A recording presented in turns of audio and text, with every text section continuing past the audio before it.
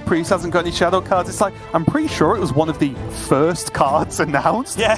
There's like the rest of the expansion to see, right? It's got other things going on. It's like, you could just wait a week or so for more cards to be shown in. Lo and behold, we are seeing Shadow Priest in the first game of the European Grandmasters on stream here. So let's kick it off. So let's dive in because I am very, very ready. We've got Felkeine on the top on that Quest Warlock with a more of a heavy minion base and RDU on the sometimes terrifying Shadow Priest on the bottom. Yeah, and I think just one more thing to set up before we actually get into the minutiae of the game. You mentioned Habugabu, or Habugabu, if you are so inclined. Has been doing very well with this on ladder. I think, there is a friendship between RDU and Habugabu. They've been teammates with each other in Battlegrounds tournaments, for example. They do know each other quite well.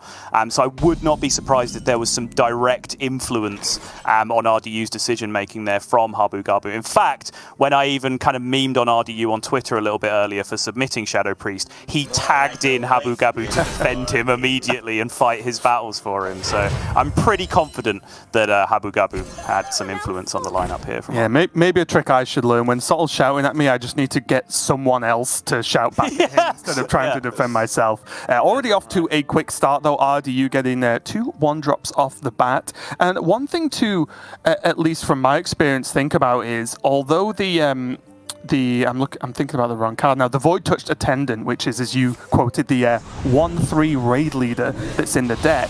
Although it is a 1-drop, it's a 1-drop that you don't need on 1, right? It's almost better if you already have that board built up, and then it gives extra 1 damage to every source of damage going face.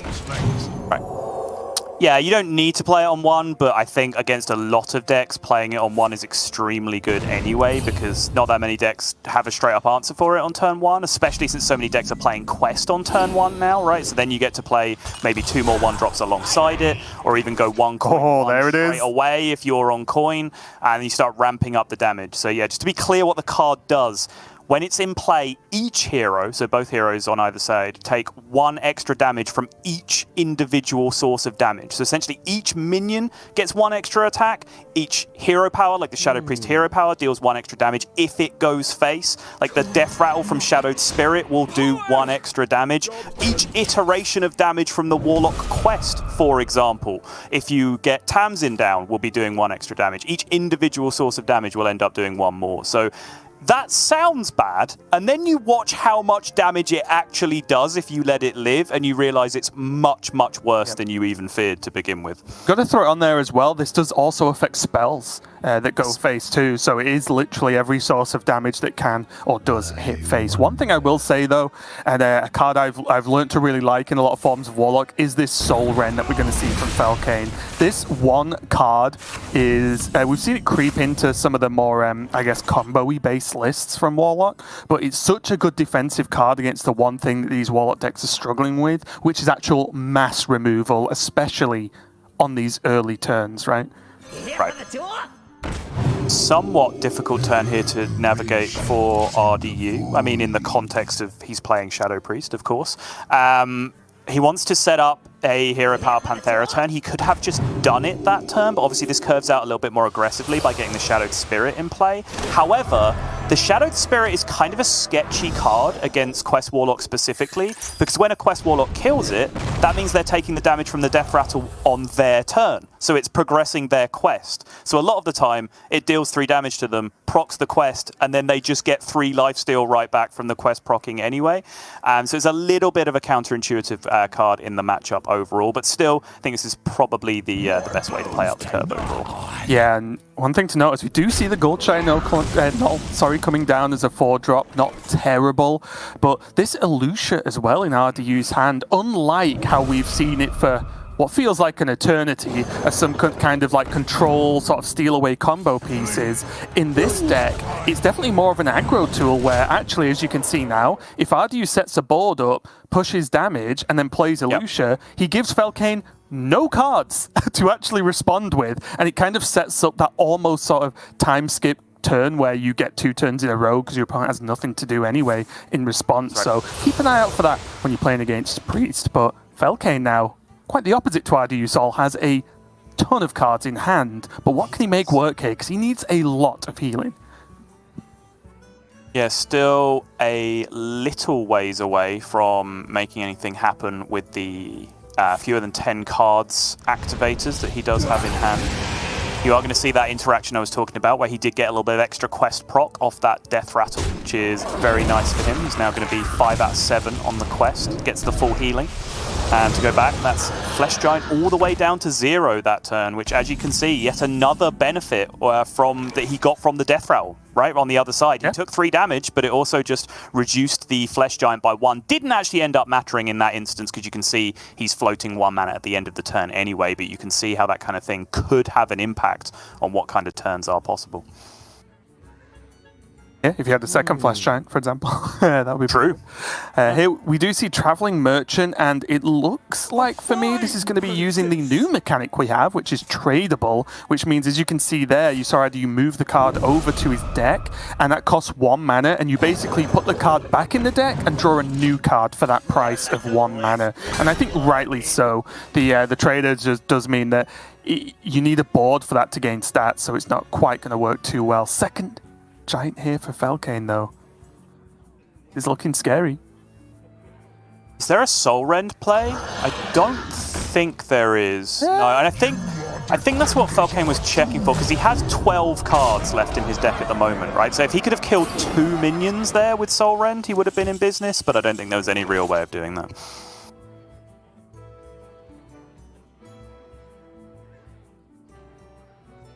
A lot of damage now for Felkeine. I think one thing I don't see enough, at least, is just playing the Bristleback just on board as a minion, even without the battle cry sometimes, because it still has lifesteal attached to the minion. Yeah. And sometimes, in how aggressive some of these matchups are, that either needs to die or you're gaining 3 health every turn, which is a huge, huge deal. But and not only gaining the health, every time it's in play, you're ramping your giants as well, right? If it actually gets to attack on any given turn. So yeah, it definitely can have some value. Rend is there, but the mana to use it effectively with any other kind of removal really isn't. Yeah, but he just has to, right? Can he do... Oh, I guess he can trade the Panthera, Hero, Power, and Touch. Probably better. The problem is, how does he ever then stick a board of his own if he's going to be leaving a Soul Rend on the other side, maybe? But he's also doing the 10-card work for his opponent here by playing the Soul Rend, which is a little bit strange. I guess circling all the way back to liking Soul Rend, does he just... Can he never kill these giants if they're not 3 health? Yeah. Right? Is that also a plan? Like, maybe get something that can help kill the giants as well? It's lethal, by the way. Gets the extra damage from the quest, and now the Wriggling Horror is going to end it as well. Yeah. Just like that. And this is why Giants is just the best version of Warlock. As you can see here, it is a 100% win rate on the European stream. At least Felkeine takes game number 1. We have had endless arguments amongst our caster group about what the best version of Warlock is. Personally, for me, my highest win rate is the Stealer Plus Giants version, like the Hybrid Zoo version, which I have a massive win rate with. But I do think the best deck is the Six Demons version, the deck that's currently rank 1 legend on everything, the deck that Gabby plays, Xerius plays, Blyze plays, etc. It's just that's also by far the hardest version of the deck to play, so you have to really be at a massive level to repeat the same win rate you will with one of the other decks. But for me, this version of the deck that Felkeine's playing is bad, with like 9 A's in the middle, whereas Raven, on the other hand, is a huge fan of it, so he's very happy to seeing it getting off to a winning start there from Felkeine. Maybe not exactly this list. I'm not sure about the Knolls and everything in there. Sure. I'm a Giant fan, so we'll see.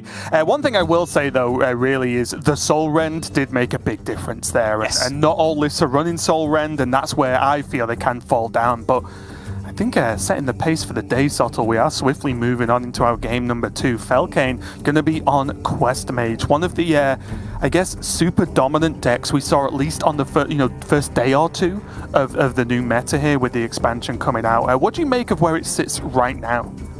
I think Quest Mage is the most overrated deck in the game right now. I think it's being largely carried by Incanter's Flow. I don't think it wins many games against other good decks when it doesn't draw Incanter's Flow. I think it's playable, and I'm not critical of anyone having it in their lineup, because of the percentage of games where you get an Incanter's Flow before like turn 4 or turn 5, right? And then your deck's actually pretty good. Those percentage of games exist, and those percentage of games your deck is quite good. But I think overall there's probably better choices. I think too many things have to line up.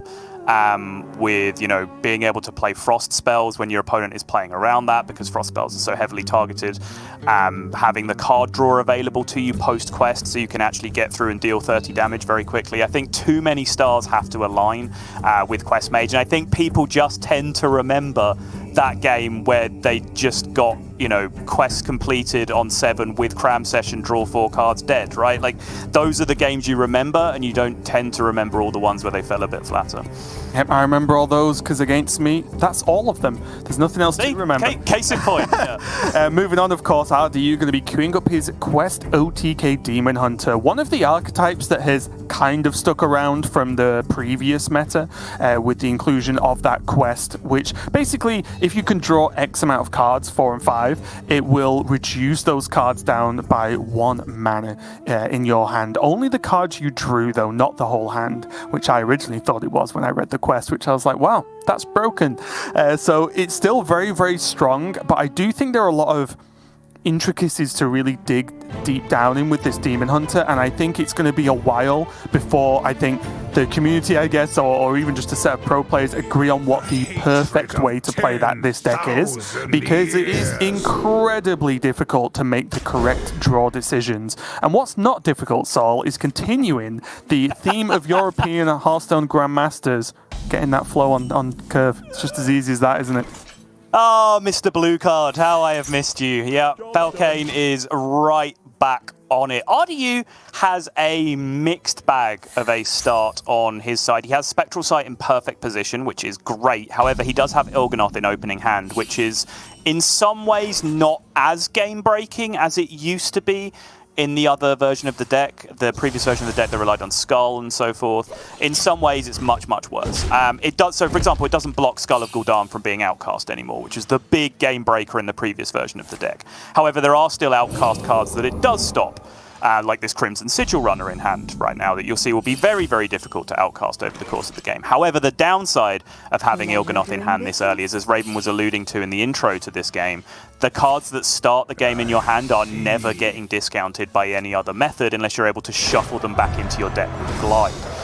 So that means it's going to be a full cost Il'gynoth for this entire game, more likely than not. Yeah, and already, like, it's so difficult to talk about every single aspect that we even want to here, but the Crimson Sigil runner you mentioned, I don't think RDU's too bothered about not really playing it here because it's very targetable for the mage spells, especially the free spells that they want to activate that quest with. But also, what do you think about RDU proccing this quest when it didn't really hit anything, right? And normally I get maybe too focused on, well, if it's not hit at least one good card, i.e. a combo piece, I don't bother trying to proc the quest. I try and save it. Maybe I'm a bit too greedy, but do you think this proc was good enough?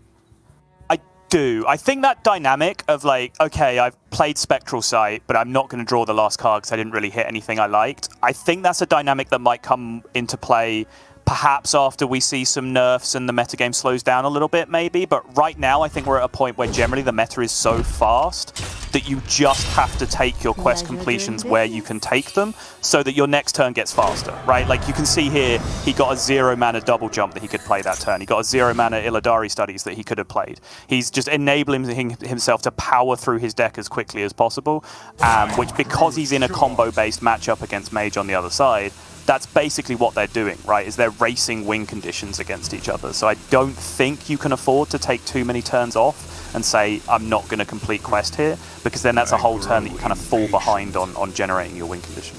Yeah, balancing the scales here is very interesting, because if rewinding back to my question, if I could ask that question again now, I probably wouldn't, because RDU is going to have the final form of the quest, which is the 7/7 itself, Curtis, to actually be able to make every single card you draw for the rest of the game -2 mana when you draw it, which is incredible. Who cares about whether you've hit combo pieces now if the rest of your deck is effectively -2 mana with those combo pieces still in? And with the double cheap acrobatics, that's going to be done pretty quickly for RDU. What's happening here? guess Felkeine's just blitzing through the quest himself. No, I'm just questioning the order a little bit. It's not necessarily wrong because he discounted this card that he just drew by 1 extra, but he'd already played an arcane spell on that cycle of the quest. So he played an arcane spell, then cycled the quest, then like drew. I guess he was drawing with Cram Session anyway, right? So it wouldn't have mattered. Yeah, okay, totally fine. I take it all back. Good talk. Getting all the way back to RDU's turn now. He has drawn with Acrobatics. Does have a combo piece, so that won't really matter anymore. But if anything, you prefer not to have the combo piece, I think, at this point. Because the final quest reward is actually the minion itself and not a instant reduction of cards. So that's right. I think we'll see RDU maybe try and just... is he just going to play this out so he can... Okay, yeah. He's just going to play it out so he can draw more cards. Makes sense. Yeah, and so he gets the Kurtrus this way. So, because this way he's using card draw that's only card draw this turn, even though it cost him a combo piece. So now, instead of having to use the other Acrobatics or like the Illidari Studies, for example, to find more card draw, he now has all that card draw stacked up for after he plays Kurtrus, right? Which is a huge, huge deal. The only downside of this play is that he's playing a minion, which is the cardinal sin against Mage, because it activates basically all of their frost spells. Frost spells are the hardest ones to use. It's why you see ice barriers and shattering blast and so on. These weird cards come into the list because they're just ice spells that you can play. It's also why people are playing one minion with a one thief in a Springwater deck, because you can play the one thief, brain freeze your own one thief in a lot of situations. Little things like that to help out. It's also why RDU just hasn't played this Sigil Runner for the whole game, because in any other matchup, I would have shouted at him for not playing this when he floated a mana earlier, right? Because it's never going to draw a card, ever. So he could just play it out to have a 1-1 in a spot where he floated mana earlier. But in this particular matchup, that's just actively negative because it gives targets for frost spells. Yep, I think the only time you'll really see it played against Mage is if it's to draw for like lethal exactly, or if you're planning on just dumping Immolation Aura, for example, so then you can just free up some hand space, which makes sense, of course. But here comes Kurtrus down now. Sigil's coming down for RDU2. He's going to draw an additional card next turn, and it gets its cost reduced by 1 more, which means all these reductions are going to start kicking in. Felkeine, a little bit late to the old quest finish race to an extent, I guess, even, you could argue here, but does mean that he's not going to have as much to do on this exact turn as RDU will next. Oh, the terrifying thing, though, is that it's a double flow deck, so his entire deck is basically free at this point. Refreshing Springwater is the absolute nuts, and that's a 0-mana Moarg off the top. That's a 0-mana Arcanist off the top. So that's all playable alongside Illidari Studies and Acrobatics and Spectral Sight. Still able to find additional Moargs, additional Philosophy, or additional Fellscreen Blast to be able to finish this one off. He's playing the Moarg, which means he loses the Philosophy out first. You could play the Il'gynoth, but then you are like 100% all in this turn and actually hitting lethal. Couldn't he have traded the or cycled the Snake first? True. I thought you could have gone for that, right? Just to spend 1 mana, draw a card, see what happens, and then decide. It is spending 1 mana that you might never need to spend, though, is the thing, right? Because, you know, he spent 1 mana on drawing 2 cards there first thing, which is obviously slightly more efficient. And he might just cycle through his deck so aggressively that his card draw is just always better than 1 mana draw 1, right? Yep. There's a Philosophy in there. He did get that second Moarg, so he is back to having 1 in the deck, but now he will need the Philosophy, right? Because you imagine this Moarg never lives this turn? Right. Also needs to kill this 7/7 as a matter of urgency, or he's going to be absolutely dead here. Alright. Yep. Bet's on you, Felkeine. Show him what you got. Does have... Yeah, this Arcane Intellect is clutch, because for me, the only time Mage struggles at this point in the game post-quest is if they just completely are dead on card draw, and they have, like, you know, 4 cards in hand, it's some burn, but it's not enough. But yeah, having these Arcane Intellects available is huge. Felkeine gonna hit the good order in there, of course, going for... Oh, or not? What's wrong? Oh, ordering for... Did he want to go for spell damage first? Yeah, he probably should have checked for Lab Partner before he did anything else, right? Just because it would have been free to come down. Spring Water, but it costs 3. Oh, disaster. Look at RDU. He's just like, just don't kill me this turn, please. Because with the Rust Rot and Acrobatics, I'm pretty sure RDU can dig through his deck next turn to guarantee the Philosophy. Does Felkeine have a cram session left? Like, can he go, like, Blood Mage, shoot his own Blood Mage with a spell, draw his own mana cram session? Ah, okay. He has Fire Sale that he shuffled back. He's got a Rune Orb. Okay.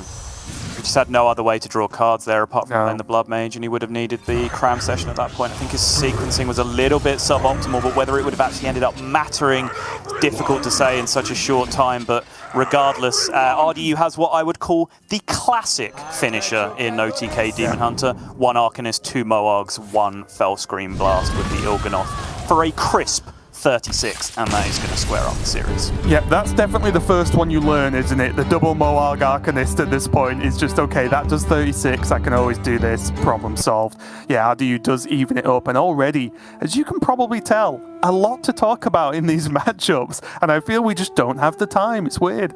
But yeah, a lot to do there, and Felkeine, you saw one of the ways that Mage can struggle with card draw sometimes. You really do have to, in a perfect world, hold on to cram sessions for relatively late in the game. We see one, you know, in his hand from turn 2 there, so that's hard to not play for the whole game. And also we see why some Mage lists are actually running the Gadgetzan Auctioneer package along with the Mana Biscuits to really, basically at the end of the game, you just pop off, you play a Gadgetzan, and because your deck's hopefully reduced a lot by then, you can just draw your whole deck out and then ignite basically kind of infinite damage draws for the game. So a few different builds of Mage there, but Felkeine is not running that version, and RDU is going to square it up, with this Demon Hunter.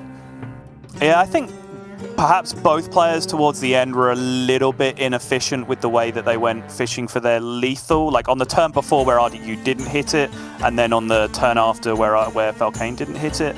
But, you know, it was very, very close. I don't necessarily know if Felkeine would have got there. The same can be said for RDU, but I think I would have gone about both those turns in a slightly different order, but it's very tough to say. Like, I hope you're grasping from the amount of information that I'm trying to impart in as small a time as possible. There's a ton to talk about in terms of decisions being made with these decks, which I think is why we were so happy when I say, like, Gia and I were up to the early hours of the morning degenning. Like, I think Gia was, I think it was like 4 a.m. Gia's time, and she has to wake up in the morning her time to then cast GM, and we were still like jamming Warlock versus Shadow Priest or something. But it's why we're so happy to keep doing that. It's like, not only were we having fun, but it also felt like we were learning something in every single game we were playing, right? As opposed to a lot of our practice sessions, which are like, okay, shall I play my 4-drop this turn since I have 4 mana? Yes, okay, right, cool, good talk, right? It feels like every single turn. Yeah, it feels like every single turn there's multiple paths, multiple routes, multiple different things to do. So I think, you know, the game is in a very expressive state right now, as much as some people will and have disagreed with that. We are going to see Felkeine now going to be the one piloting Demon Hunter, and I believe this is the same list. This, as you see on the screen now, is basically the OTK Demon Hunter list. There are players who are changing a few cards here and there, using a different tradable minion here and there and such, but I think this is at least the starter list, right? The overall generally agreed this is good. And now we're going to be checking out RDU's Face Hunter, which again is maybe a little bit different to the one you'd see on ladder, with the sort of re-inclusion of the Imprisoned Felmors back in the list. I think a lot of lists are still running the weapon and a few other tools. But yeah, 2 Imprisoned Felmors, 2 Cult Neophytes, and a card I love from the expansion, Subtle Aimed Shot.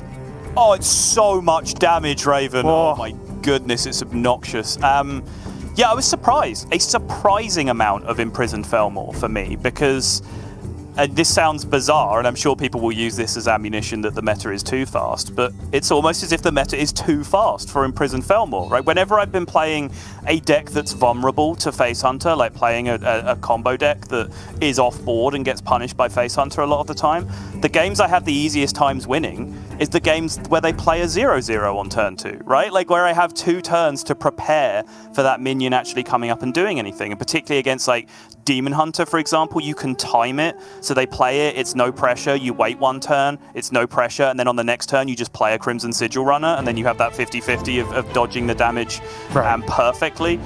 So I think for me, Imprisoned Felmore is a bit of a miss in the current metagame, but obviously it does still have that ability to just be an utterly terrifying minion that's hard to remove in the early games. It certainly still has its upside. Do you want possibly the best and worst counterpoint you have ever heard? Yes, nothing would please me more.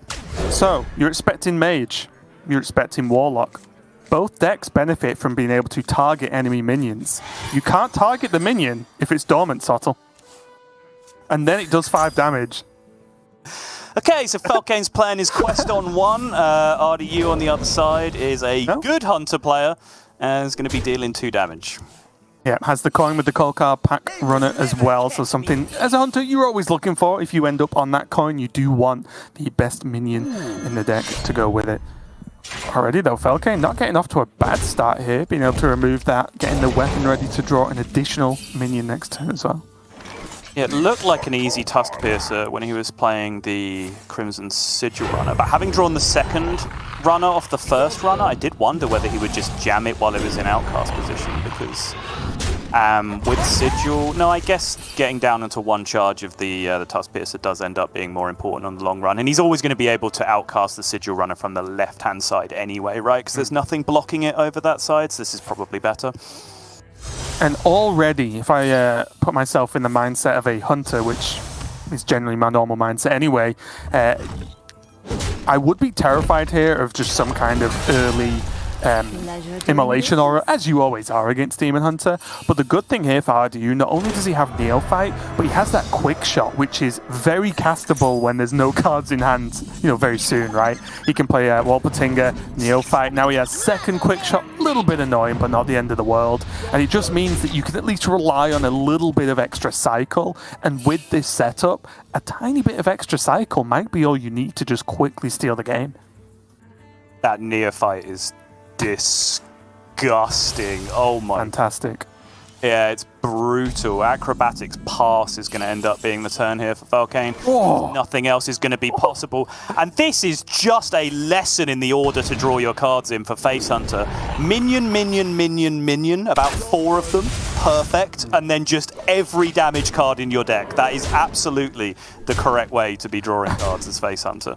For a second, I was very interested to see if RDU would have gone full all in and actually gone double quick shot that turn, and then just had aim shot here, hero power, because aim shot deals 3 damage to a target and then increases the damage of your next hero power by 2. So obviously aim shot hero power next turn is like the cleanest, most damage you can do. Here though, I don't know about you, Sottle, but I cannot see any healing spells for Felkeine. Nope. It's an immolation aura, but not even a good way to deal the extra 1 damage to the pack leader. Well, next, so is that where we're at now? So moving on. Yeah, it does seem that way. Again, if you are struggling on ladder at some point in this current meta, I do recommend a Neophyte or 2 in your list. It can be quite good. Tusk Piercer going to come down, deal the 2 damage, but now we talked about the obnoxious amount of damage that aim shot deals, and now you are going to see it in prime focus, and that is a clean turn 5 lethal for the Face Hunter. And as I said, that's basically the perfect answer, the perfect order to draw the cards in for Face Hunter, is just a few minions, and if there's no immediate answer, those few minions will get the job done if you then just continue to draw damage into damage into damage. Your opponent can have all the fancy combos and the most next level wrinkly brain combo deck that they can imagine, but there is still no better combo in Hearthstone than damage plus damage equals damage. That is the best possible combo in all of Hearthstone. Yeah, nothing beats the aerodynamics of a smooth brain and how fast that can go. So, pretty good overall from RDU. And it was a fantastic card draw order, as you put it, Sol, because Felmore was drawn on the last turn, which means it has a 100% win rate as drawn in the game now. So, looking at fantastic here for RDU. Gets the win with the Hunter, but in a slightly more serious note, what you saw there was exactly why Face Hunter is being brought by many Grandmasters across all regions, and also why it is pretty dominant on ladder right now, because a lot of players are bringing a little bit more slower, control-based, card draw-focused decks, which just leave a gap open in those first 3, 4, 5 turns of the game. And Hunter dives straight on that, right? And it does mean now, Sol, there's only Shadow Priest left. Can it do it? I mean, it absolutely can. There are some unbeatable blowout draws in this deck for Shadow Priest. And they also have the power of Cult Neophyte on their side, right? And furthermore, they have the power of Cult Neophyte Raised Dead on their side, which can do a ton of work against both of the remaining decks. That's a Mancrick Tour Guide starter as well on the play, which is a pretty high-tier opening. Although, yes, as Raven has quite rightly just pointed out for you, you would absolutely be looking for that Void Touched Attendant to lead out. Yeah, and the Traveling Merchant was a card that I didn't see coming, Sol. I really didn't until I started facing Shadow Priest. I was like, okay, they've got all these little things. If I can get some AoE or take control of this board a little bit, that's rough. And then boom, like a huge minion drops down. It's like, okay, I can't clear a wide, small board and kill a big guy. So although it might not come into play super soon for RDU here, it might even get traded away, it's still a scary minion to look at here. Oh, Felkeine. Dirty boy. Actually going to pass up the flow on 2 here just to deal with some of the board state, play out minions instead, which I do quite like. And do you think Felkeine is at least keeping an eye on this fire sale in terms of keeping it in hand and not cycling it like it often is the case in Mage? Because it is a very good tool without dealing with this board, right? Yes, absolutely. But you can see how much attention Felkeine is paying to the board there by passing up the Incanter's Flow. You see the rationing of the hero power from RDU as well. He had the free hero power since turn 1, chose not to use it, ended up using it on a minion while playing for tempo, which is one of the benefits. But he also could have drawn a payoff card for it, right? Where if there's a 2-mana card where if any hero is taken damage, you draw a shadow spell. So if you have a 0-mana hero power, you can weave that in very nicely. There's also the Panthera, which if you've used your hero power, you draw a card. So again, like as long as you're curving out and spending your mana each turn, there's a lot of upside to just holding on to your 0-mana hero power for a couple of turns. Right. Seeing if your curve allows for you to weave it in better. Felkeine, look at that. Cram Session in hand still plays out the lab partner, even though there's a chance it could get taken down.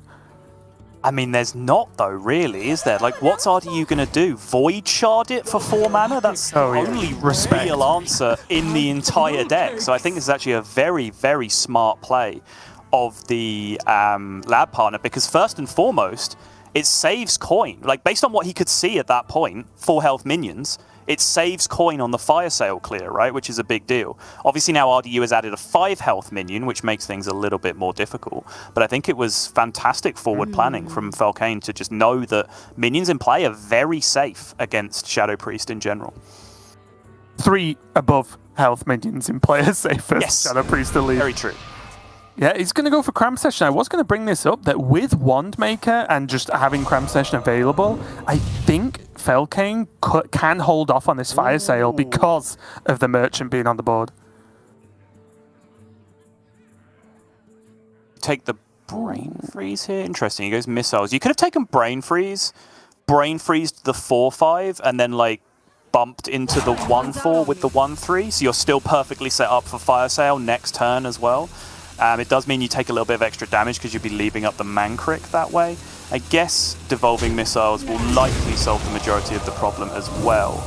The interesting part, though, is that this is ignoring Quest a little bit, which is not necessarily wrong, but currently on his Quest progress, he has played Arcane, but he hasn't played Frost. So Brain Freeze would have moved his Quest along, whereas Devolving Missiles, which is an Arcane spell, didn't, but that's not necessarily wrong, because this isn't a quest-based matchup, it's a survival-based matchup, right, for the Mage. Yeah, and I think it's important as well. I think already, when we talk about quest, we talk about endgame quest, whereas the quest will draw and discover spells for Felkeine, which I think with this hand is very important as well. He can draw a spell, he can discover a spell for the first and second stages of that quest, and right now, with no card draw, he's already used 1 Cram Session.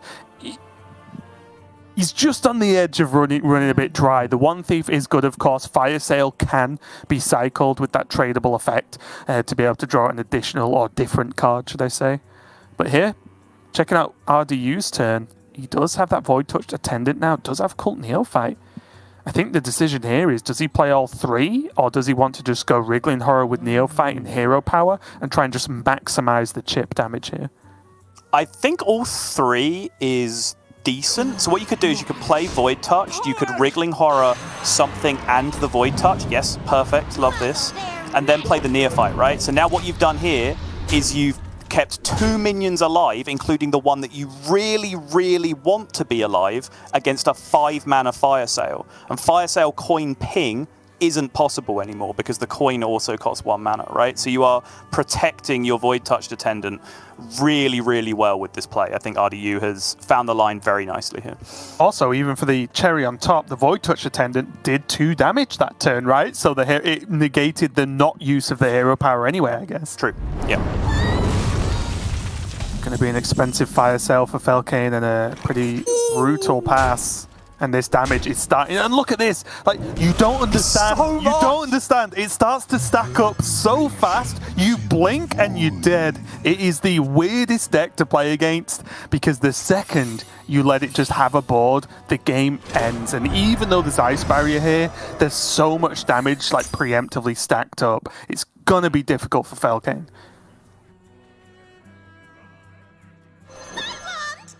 Yeah, Shadowed Spirit probably wasn't the best draw in the deck, but it was up there. He has Mankrick's Wife in the deck. He also has various ways to discover Mankrick's Wife. The deck is built in such a way that if you draw Thrive in the Shadows, you are guaranteed to be able to hit Olgra's Mankrick Wife off the Discoverer spell. Also, the only other 2 spells in the deck are also fantastic. It's the Void Shard and Raise Dead, which are, you know, do I need minions or do I need damage? It's a fairly straightforward opportunity of which of the 2 you need to pick. So I think that would have been a phenomenal draw. There's also some play minions plus draw a card options that he has in his deck that probably would have been a little bit better than the Spirit as well. But I think just the additional damage from the Death Rattle is very much up there. Oh! Well,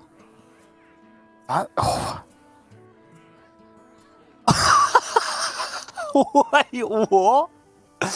Like, obviously RDU doesn't know this, but that is, well, he kind of does, right? This is a tough call. This is basically 1 card in Felkeine's hand because he knows the other one's coin. He can just say, oh, well, I get to throw away his coin, sure, but playing the Elutia into a 1-card play is pretty risky considering you know that Felkeine is either likely to draw a lot of cards or not. And if he doesn't, you're probably feeling pretty good about the game anyway. I think you do. I think if there's no Ice Barrier in play, this is the easiest turn you've ever seen, right? Oh, yeah, You just attack for 4 and then you do the tempo lock. But right now, RDU does have the opportunity because he now has the Deck of Lunacy deck, which is a big, big deal. Okay. So we can use the Ice Barrier, no problem, right? Get that out of the way. Yep. Oh, that's up to 3. Ignite does gain +1 damage. Basically, every time you cast one, it shuffles one in the deck that deals an additional 1. So he's already pushed him pretty low. And the 4-2 on the board, it feels like a matter of time, unless there's Devolving Missiles exactly here? Yeah, Devolving Missiles would buy some time, but he's not drawing a Mage card. He's drawing a Priest card, Raven, so he is in a world of hurt. He needed the Void Shard off the top, I suppose, which he can now get, right? He pings, plays this, and then he has the 50-50 of drawing Raise Dead or Void Shard, and if he draws Void Shard, that's a big deal, especially since he has spell damage. Come. He pings, he plays this, and he wants to see 4 and not 0, and it's 0! No! Disaster for Felkeine.